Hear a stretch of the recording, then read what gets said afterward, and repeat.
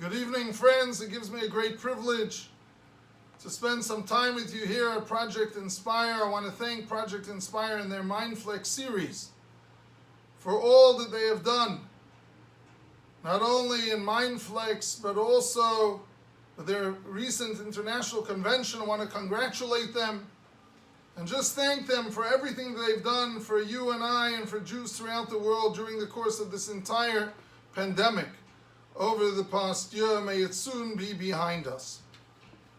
The topic for this evening's talk is mosques and a preparation for the holiday of freedom. Throughout this year, we've been wearing the masks of the coronavirus. In fact, one of my congregants said to me, he said, "Rabbi, every day I feel like I'm celebrating all of the Jewish holidays." He says, "I'm constantly going outside to speak to people like it's Sukkot, like I'm going outside into a little hut." He said, "I'm wearing slippers like it's Tisha B'Av, the day of Jewish mourning when we don't wear shoes." He says, "I'm cleaning, being so careful about my cleanliness, as if it's the eve of Passover, already for a year.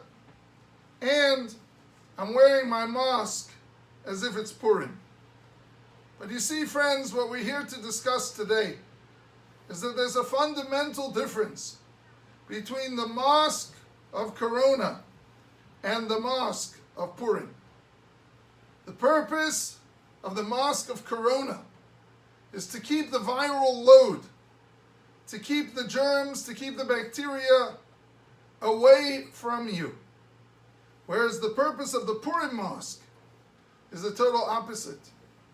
The purpose of the Purim mask is we put on the mask not to protect ourselves from that which is coming from the outside in, but on the contrary, we put on our mask to symbolize that Purim is a time when we celebrate that which comes from the inside out, where we look beneath the surface.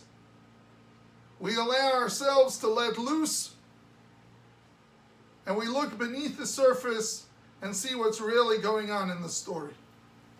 You see, if we look at the history of Purim, well, we all know that there are two rabbinic holidays. The two rabbinic holidays are Purim and Hanukkah.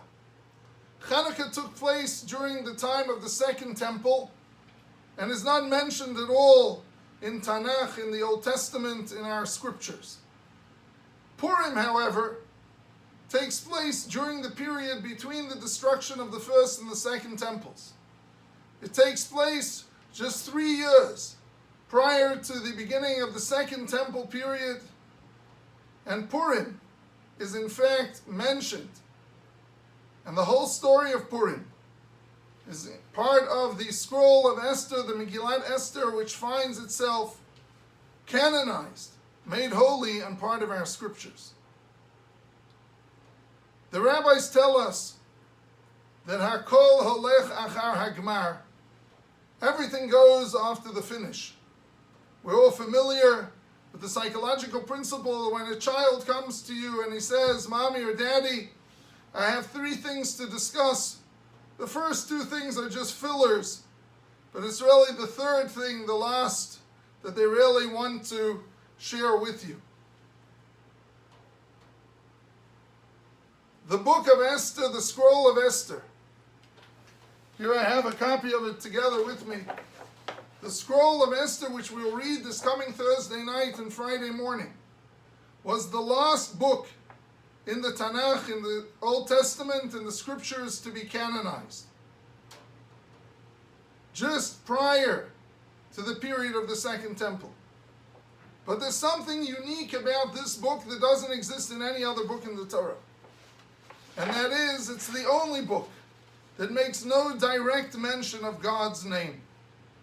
The rabbis tell us that any time in the book it says the word Hamelech, the king, not Hamelech Achashverosh, not Achashverosh, the king, one of the protagonists of the story, but anytime it says the word Hamelech, the king, that's a hint to God in the story.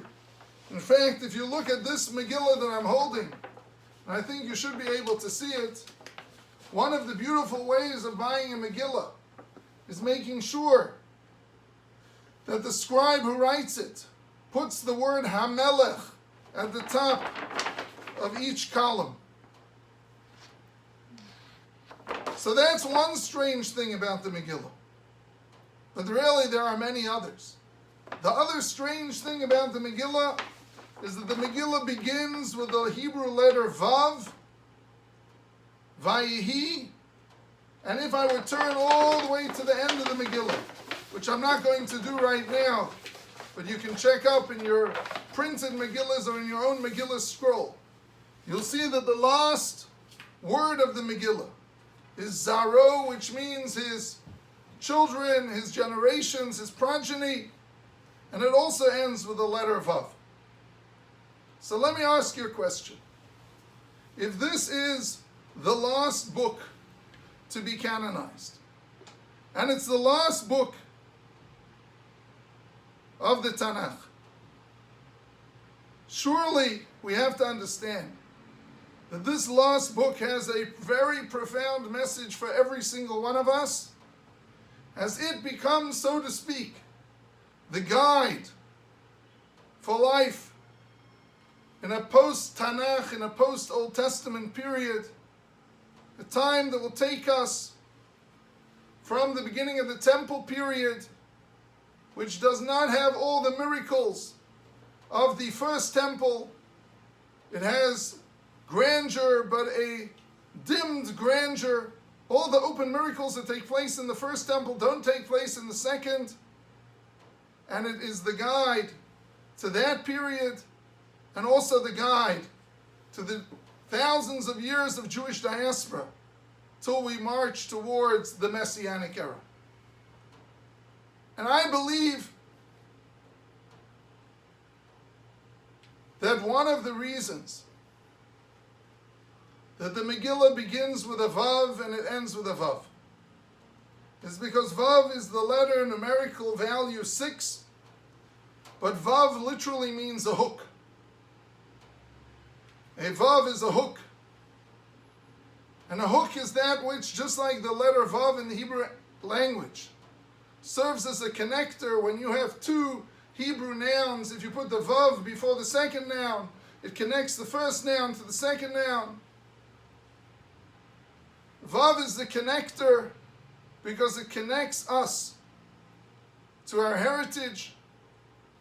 The story of the Megillah gives us the theory and the equation of how to remain connected to our heritage throughout all the years of the Jewish diaspora and of the diminished glory that no longer exists post First Temple.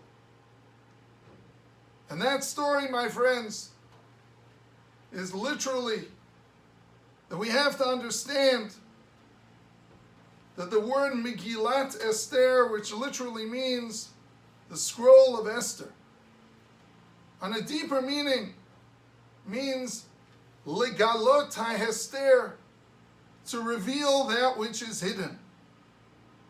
And just like the Purim story, which unlike all of the other biblical stories, is not replete with open miracles, but rather the Purim story is a story of a wicked man who wants to overtake the Jewish people, and he wants to destroy the Jewish people.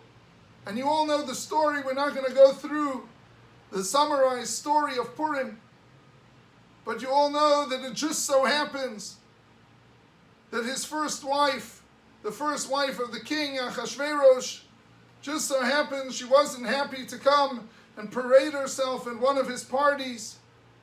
So he just so happened to have a assistant named Haman who encourages him to get rid of her and to send letters against improper behavior of wives throughout the kingdom. It just so happens that he then starts a debutante. He starts a competition to find the new queen.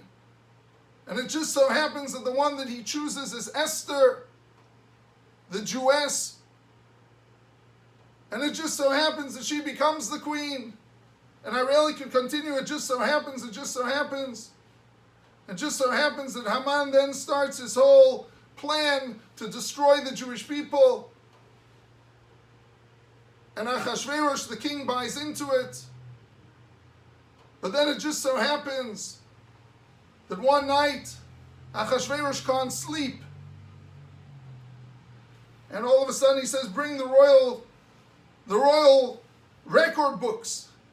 Read me a story, a bedtime story.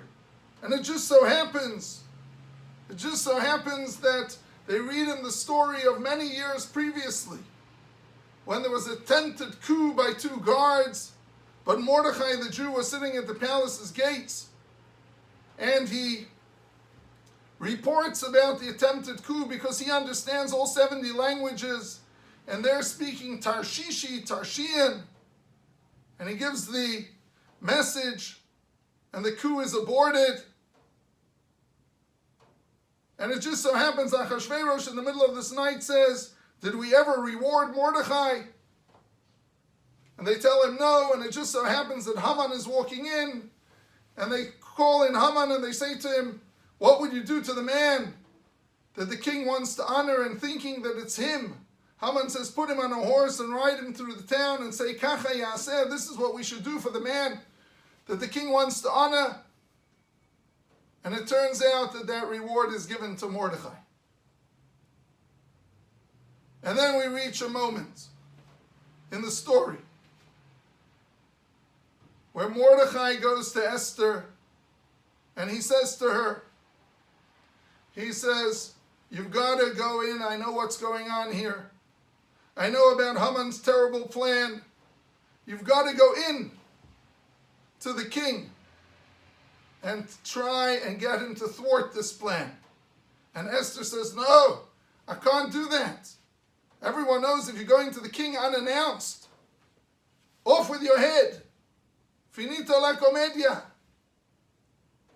And Mordechai says to her, but Esther, this is your moment. If you don't take advantage of this moment,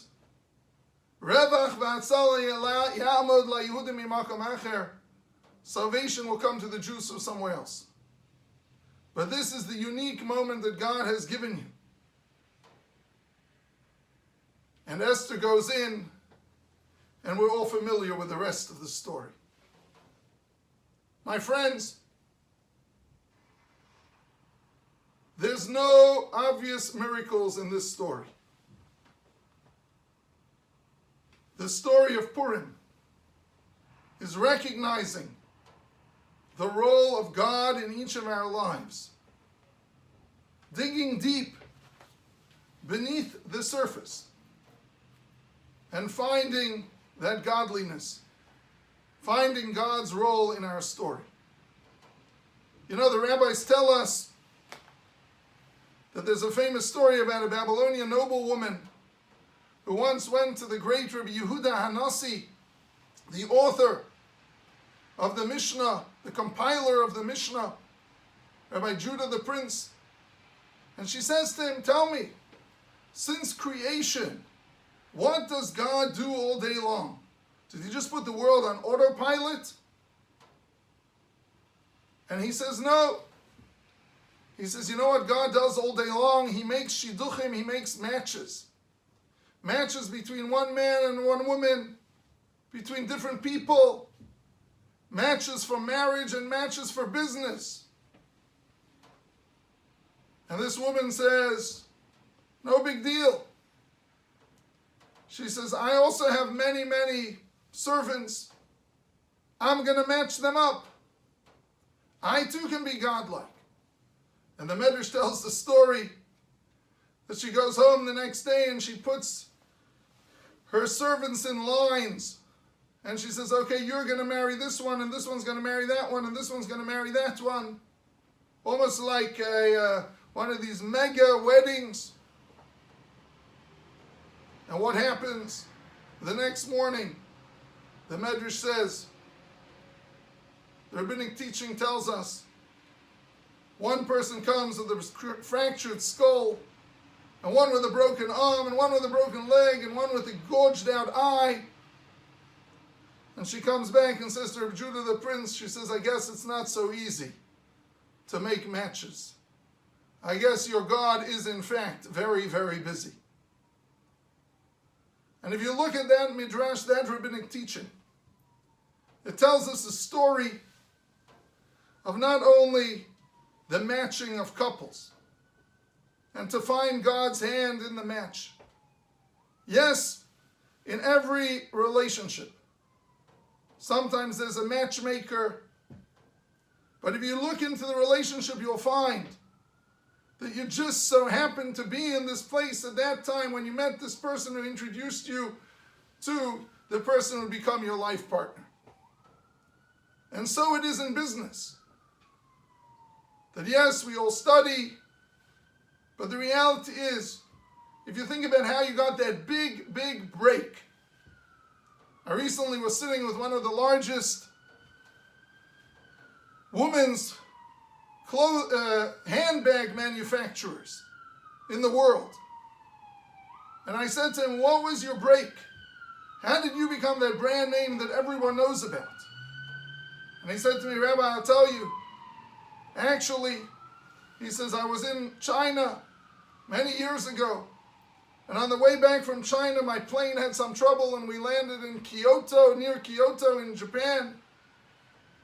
And those were the days some 2 or 3 decades ago before there were so many spare parts.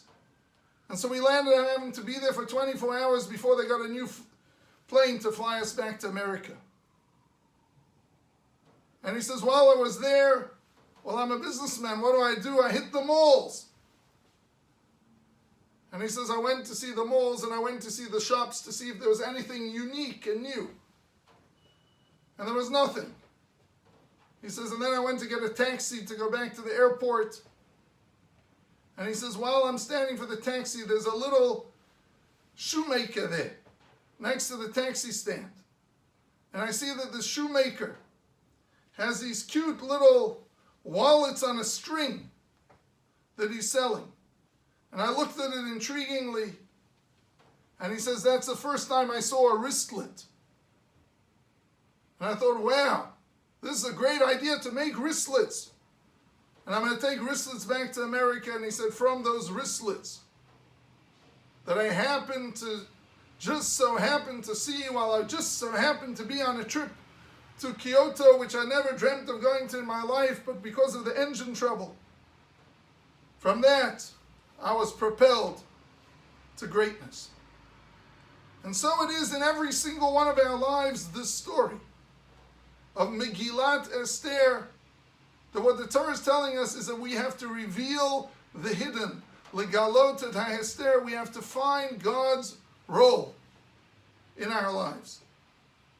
And that's one of the reasons, friends, that we eat hamantashen, those triangular shaped cookies on Purim, because you have to look inside to get the sweetness.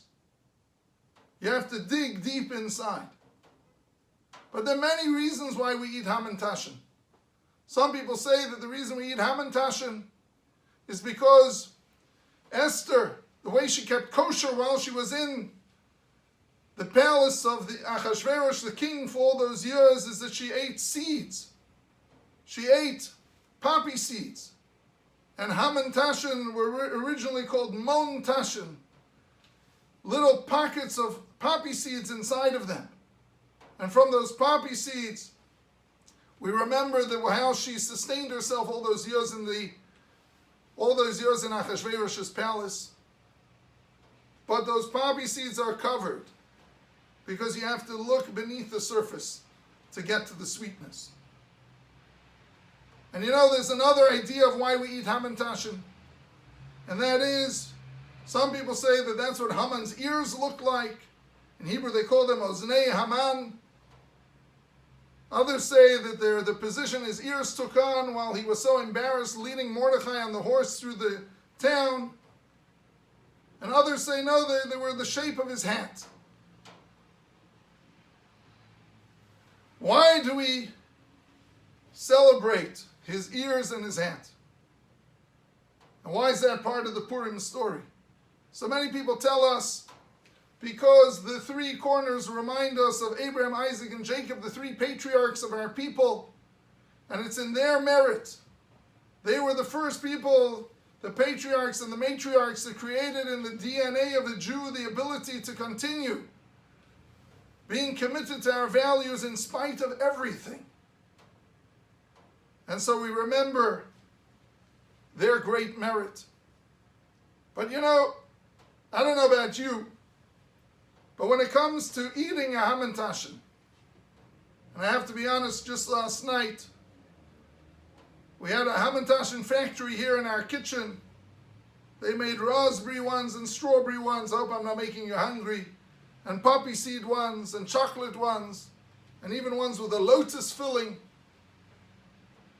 And I don't know about you, but when I eat a hamantashen, the first thing I do is I bite off one of the corners.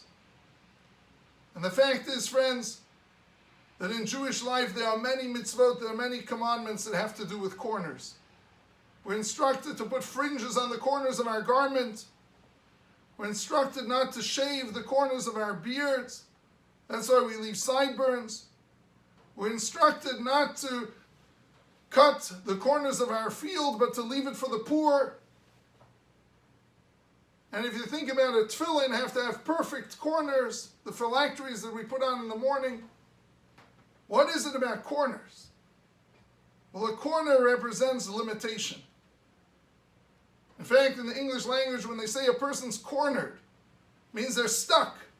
In the old days, they used to put the child who misbehaved in the corner because he was stuck. Well, if a person's cornered, it means you have no way to go. It means you're ready to give up. Wherever there's a corner, God gave us mitzvot and commandments to create something that extends beyond the corner. When a Jew looks at themselves in the mirror and sees their sideburns, when a Jew looks at their field, they leave the corner for the poor. And I believe when we eat a hamantashen, we start with the corners. Because Purim once again represents a time where it looked like we were cornered. But just like the tzitzit, the fringes on our talit, remind us that the Jews never cornered, because if they have God on their side, they can always go beyond the corner. So too, I think we bite that corner of the hamantashen first. Because Purim is a time when we show that even though we thought we were cornered, if you've got God on your side, somehow you'll make it. You know, friends, I'm sure for many of you, just as for me and my family, this has been a year of tremendous challenge. We have lost people that were close to us. Unfortunately, I myself was out for 3 months with the corona. And I feel very blessed to be alive. But in the process, we live in Manhattan. So many people in Manhattan have left from our own community that we had the privilege of starting over a decade ago. 87 families left Manhattan and moved to other communities around the world and no one's to blame them. This corona just changed, and Zoom that we're experiencing right now have just changed all of reality for so many people in so many industries. And so, all of a sudden, we reach moments in our lives, every single one of us, where it's a little bit hard to reveal that which is hidden and to find God in the process. But I can tell you what has kept me and my family going is, number one, the appreciation of all the blessings around us. Number two, the recognition of something that my father told me in my bar mitzvah. He said to me, my bar mitzvah, my father, blessed memory, said to me, listen, for every human being, the two most important days in your life are the day you were born and the day when you figured out why you were born.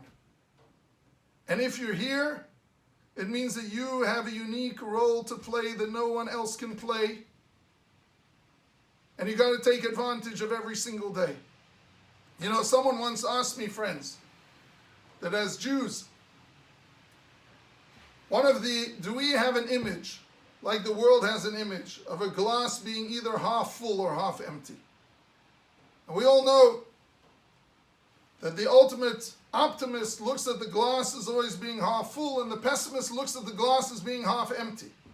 Someone asked me, that is an image that is constantly used in the world at large. Someone asked me, we Jews, do we have also such an image of a glass being either half full or half empty? And in discussion with a dear friend about this question, we came up with the following conclusion, and that is that there is no such thing in Jewish life as an image of a glass being half full or half empty. But there is an image of a glass. For our tradition teaches us, Kosi revaya, my cup overflows. And the question that you have to ask yourself is that we all look at all the vicissitudes of Jewish history, the ups and the downs and the challenges and the triumphs. How is it possible the Jews have always viewed their lives as Kosi revaya, my cup overflows? And this, my friends, I believe is the secret, one of the great secrets of Jewish survival. And that is, it might sound a bit childish, but if you listen carefully, you'll see how simple but profound it is. I honestly believe that just like we eat the corners, because when we're in a corner, we recognize that with God's help on our side, we can always extend beyond the corner, like that fringe that extends beyond the corner of your talit. My friends, I think what we have done throughout all of Jewish history, when our cup gets a little bit empty, you know what our secret is? And how we always experience Kosi revaya, my cup overflows, is that we take whatever we have in our cup and we pour it into a smaller cup, so that we are always living in a reality of Kosi revaya, of my cup overflows. And then we have to recognize that if we're here, we have a purpose that no one else can fulfill. We are surrounded with blessings, for our cup overflows. We have to all appreciate all of the blessings of each day of our lives. Everyone's here for a specific purpose. Those who have passed, even if we don't understand it, clearly fulfilled their purpose because God decided it was time for them to be entirely with Him in the next world. But those of us who are here, we have a specific reason to be here. And during those 3 months where I struggled with the corona, as much it was painful and as much it was a struggle, I said, if I'm going to get through this, then I have to do even more. And I have to appreciate the blessing of every single day. But sometimes it's just been difficult. And how do you get through? And so I want to share with you, I would say, the go-to raison d'etre of my family. The little Torah insight by the great sage Rabbi Chassam Sofer, Rabbi Moshe Sofer, was the great leader of Austro-Hungarian Jewry. And he comments, he says, in the Torah itself, we find a time when Moses himself is frustrated and he cannot see and understand exactly God's plan. And he turns to the Lord and he says to him, Hareini na es kvodecha, Almighty, show me your glory. Where are you? And the Almighty responds, and he says to him, V'ra'isas achorai ufanai lo yireh. I will show you my back, but you will not see my front. I put it into my own words. And the Chasam Sofer, the great Rav Moshe Sofer, says that that question was not a question for one time in history, and that answer wasn't an answer for one time in history. But the answer and the question were for all times of history. Because we all have moments in our lives where regular human beings, when we have to turn to God and we say, there are some holy people, perhaps my wife is one of them, who's able to see God at every moment. But I struggle at times. And so I have to turn to God, just like Moshe said, and say, show me your glory. And I'm basically asking him, God, where are you? And the answer that he gave Moshe was not just an answer for once in history, but an answer for all of history. And that answer, says the Chasam Sofer, my friends, is don't interpret the verse as I'll show you my back, but I won't show you my front, which many people interpret correctly to mean that if you want to understand where God is, don't worry. Retroactively, you'll be able to see in the story where God is. But that's a story from a historical perspective, because we all know that God looks at life in terms of the infinite perspective that he is, and we have our finite, defined human perspective. The Chasam Sofer, Rabbi Moshe Sofer, says, understand this verse differently. Understand this verse as not being a verse that tells you about retroactive perspective, but understand the verse in terms of God giving you an answer to your question right now. And he says, you want to know where my glory is? When he says, I'll show you my back. What God, in fact, is telling every single one of us is look backwards. Look backwards at your life, my friends. Look backwards. Can you see me? Was I there for you? I would venture to say that every single one of us, if we look backwards at our life, can see God and how he's been there to hold our hand and to help us with challenges at many different junctures. So God's telling us, look backwards. If you can see me in the past, then even though right now you have no clue where I am, don't worry. I'm going to be with you going forwards. Because I am inside of everything. I'm there, I'm holding your hand, you're created in the image of God, and I walk with you every step of your life. And if you've seen me in the past, I'll be with you going forward. So even though we might find ourselves in incredibly challenging times, the reality is that we all, if we can look back and we can see God in the past, then we have to know that we can see God in the future. And he'll be with us in the future. Friends, the rabbis tell us that in the Messianic era, all holidays will become obsolete. The Medrash tells us except for Purim. Purim is the one that will be with us forever.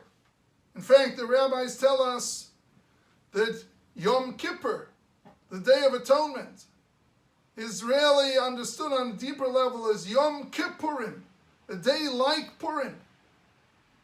Because what you can accomplish on Purim, you can accomplish on Yom Kippur and vice versa. But on Yom Kippur, we accomplish by withholding, by abstaining from our involvement in the physical world. And it's very easy to be spiritual when you don't eat and when you don't drink, when you don't engage in relations, when you don't shower and you don't anoint yourself and you're the whole day in the synagogue. But Purim is on an even higher level. Because Purim is a day of Vav. Remember, the Megillah begins with a Vav and it ends with a Vav. The hook, the connector.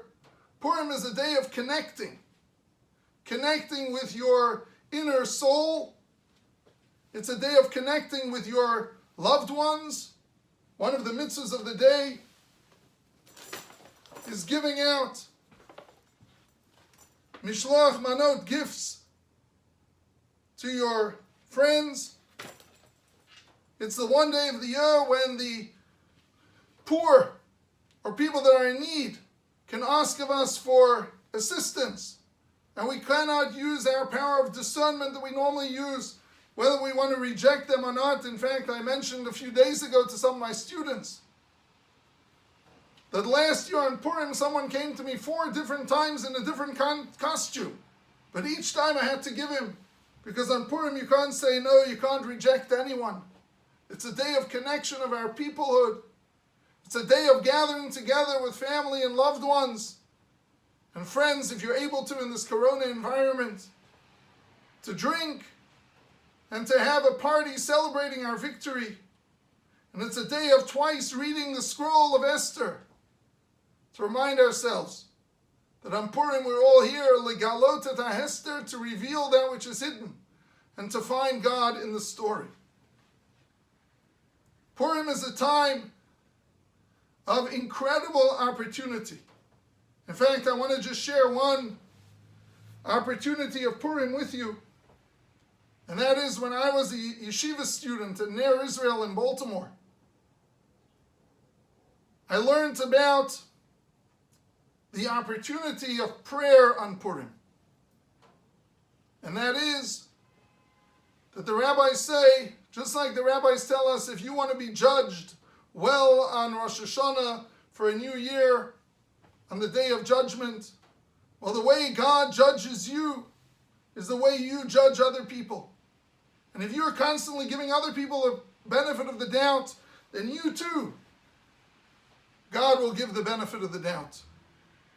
Well, on Purim, the same way we show our largesse and we do not reject anyone who asks us for funds or for money or for assistance, the same way on Purim we do that. Similarly, God turns to us and he says, my children, I'm here for you in prayer. And my friends, it's brought down in holy books that the most auspicious moment of prayer is with the sunrise on Purim morning. And so I encourage you to go on one of the websites that tells you exactly when the sunrise is in your locale and to find that moment and to put in a special prayer at sunrise on Purim morning, because the gates of heaven are open. Purim is the day. It's not easy to be spiritual on Yom Kippur. I know it's challenging, but it's much more of an accomplishment to be spiritual on Purim when you have to indulge in the physical, because at the end of the day, God wants us to live in this physical world and to elevate it. And Purim provides us an opportunity annually to indulge in the physical, but to elevate it to the spiritual. So I want to wish you all a Chag Purim Sameach, a Freilichen Purim, a happy Purim. May this Purim be one of great revealing of the God inside of you, the spark of godliness inside of you, and may it be one in which you're able to see God in your lives. As we reach out to others, may we bring godliness to each part of our lives, and may the masks that we wear going forward not be the masks of the corona. May it leave us very quickly and soon, that prevent the viral load from entering into us. But rather may this mask of Purim that we put on remind us to let down our masks and to reveal the God that's hidden inside of every single one of us and to connect to that spark of holiness that provides each one of us with a constant connection with eternity. Purim Sameach.